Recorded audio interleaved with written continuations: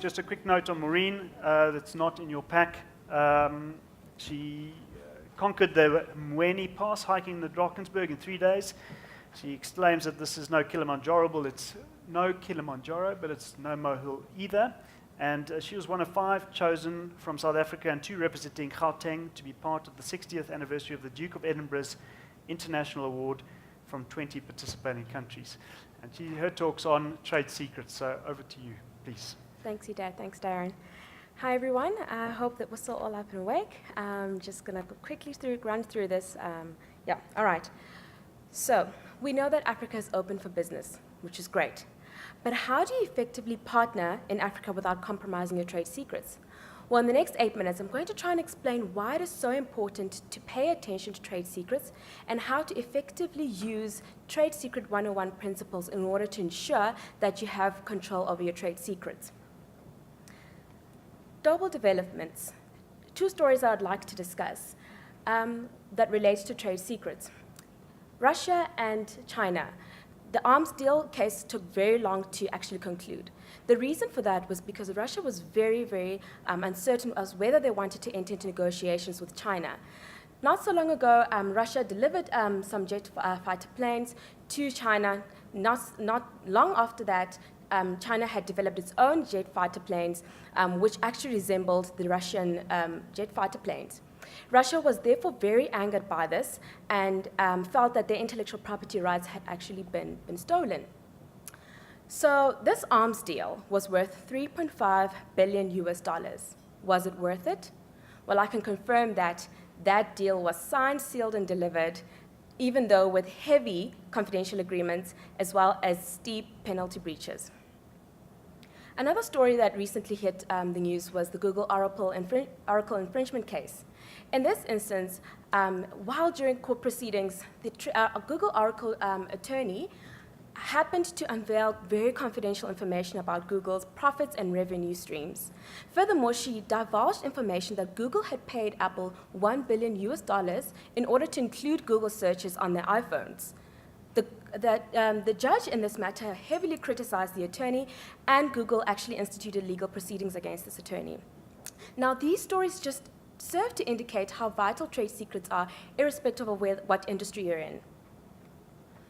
But how exactly is this all relevant to Africa? Well, we can accept that innovation occurs in Africa.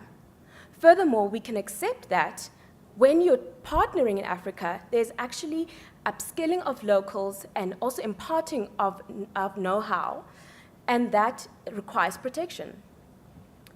Patents are typically used in order to protect innovation, but failing which, you can use trade secrets to protect innovation.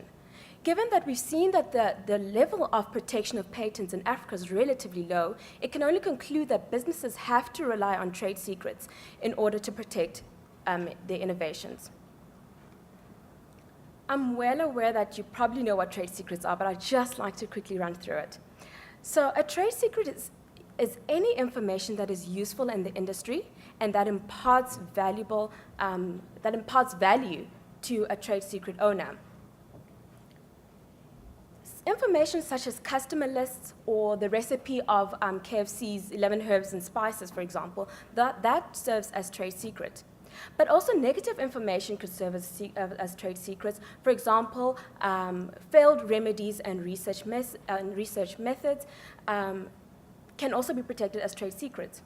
Why can negative information be regarded as trade secrets? Well, simply because at the hands of a competitor, this information serves as a what not to do guide, which can save us with business costs and time. The law relating to trade secrets is found in Article 39 of the TRIPS Agreement, which is the Agreement on Trade-Related Aspects of Intellectual Property. Now, the TRIPS Agreement states that undisclosed information can be protected as trade secret, provided that the information is a secret, meaning that it cannot be found or generally with the public. Secondly, that the information has to have commercial value. And thirdly, that reasonable steps have been taken by the trade secret owner to ensure that the information is kept a secret. But are they worth it? Is it worth it to have a trade secret? Well, the advantages of trade secret is that they do not have to be registered. Therefore, there are no registration costs and no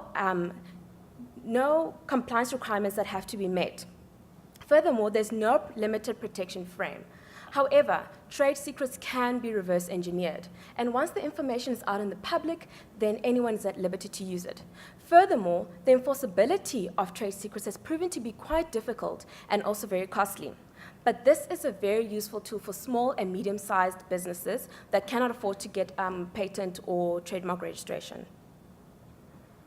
So how do you enforce trade secrets? Well, a trade secret owner can approach the courts on the basis of breach of contract to either claim specific performance or alternatively damages depending on the circumstances. The trade secret owner can also approach the court on the basis of unlawful competition in order to seeking an interdict or to claim damages from the infringer. Two cases I'd like to just highlight from South Africa relating to trade secrets is Knox de Arcy versus Jameson. In this case, the court identified that confidential information can be found in two classes. One is confidential information that is imparted, for example, to an employee, where this information has to be guarded by this employee even after they've left the employment of the employer. The second type of confidential information is information that is also imparted to this employee and has to be guarded by this employee, but through time is inevitably embedded within their mind that even when they leave the employer's employment, they can actually use this information to their own benefit or to the benefits of third parties. However, they have to ensure that while they were in the employment, they do not actively copy or memorize lists or confidential information in order to harm their employer. Sorry, I'd just like to go back. The second case, sorry about that. Right, the second case in South Africa was the strike production case versus Bondview Trading. Now, in this case, the court actually had to deal with an employer who wanted to interdict their former employee from using the trade secrets.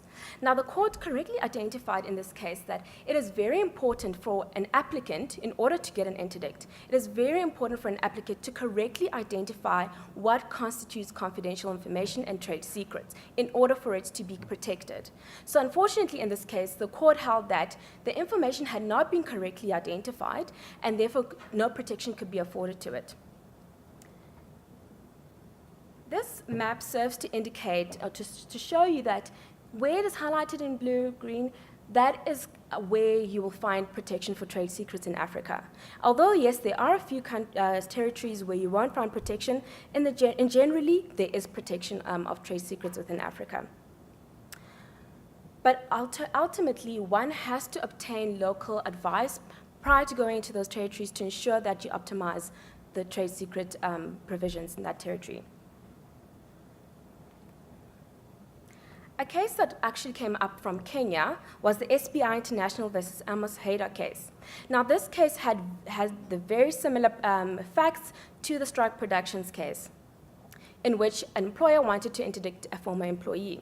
Now, the court actually stated in this case, and I quote, "The court must be careful not to issue orders whose effect is to leave an employee or former employee walking on eggshells, wondering what information about his employer or former employer he can or cannot disclose."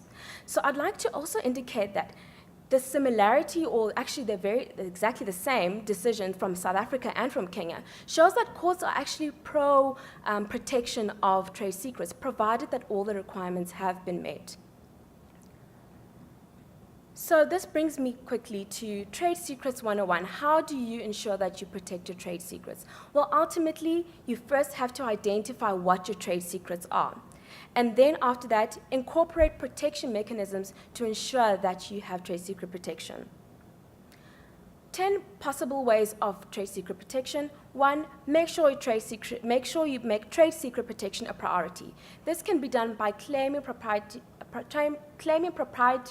to trade secrets either on your website or wherever, and showing that you rely on trade secret laws. Secondly, you can restrict access physically or electronically, and this can be done either vertically or horizontally. But by that I mean vertically, for example, in a law firm, you have your partners, senior associate, associate, going down to candidate attorneys.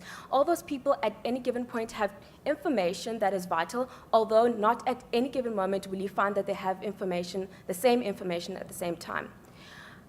Horizontally, you can find that you have your head of marketing, head of finance, head of human resource. They all have certain information at their disposal, but at no given point do they have all that information together. Thirdly, you can mark documents that they constitute confidential information, and also make use of non-disclosure and confidentiality agreements. How you can also make use of these agreements is that if you know that you're, for example, you're creating a sunscreen lotion. So you know that ingredient 1, 3, and 5 are your trade secrets, whereas 2 and 4 are your general accessible ingredients. When you enter into your first non-disclosure agreement, you can then disclose your 2 and 4, and then enter into further agreements in order to ensure that you protect your 1, 3, and 5. Furthermore, maintain information with password protection. This essentially goes with number 2 of restricting access and physically and electronically. 6, dispose your information by shredding and other destructive means. It is not, it's very unuseful for you to leave confidential information lying around and then to say that that information is meant to be a trade secret. 7, conduct exit interviews with departing employees to make sure that all information that is a trade secret has been returned to you, especially that is physically in the possession of your employees. Ensure that there are restraint of trade provisions in your employment contracts. Make sure that you review these employment contracts at which we can assist you with to ensure that these restraints of trade are valid and enforceable. Number 9, establish due diligence and ongoing third-party management procedures. Whenever interacting with third parties, ensure that the information that has been given to these parties does not constitute your trade secrets, or if so, that you've incorporated other mechanisms to protect it. And lastly, you can constitute an information protection team. This is essentially to ensure that all the trade secrets are actually protected by those other protection mechanisms. Lastly, trade secrets need to be weighed up with the benefits, which in essence will be determined on a case-by-case basis. Sorry, I'm so a bit nervous. Thank you.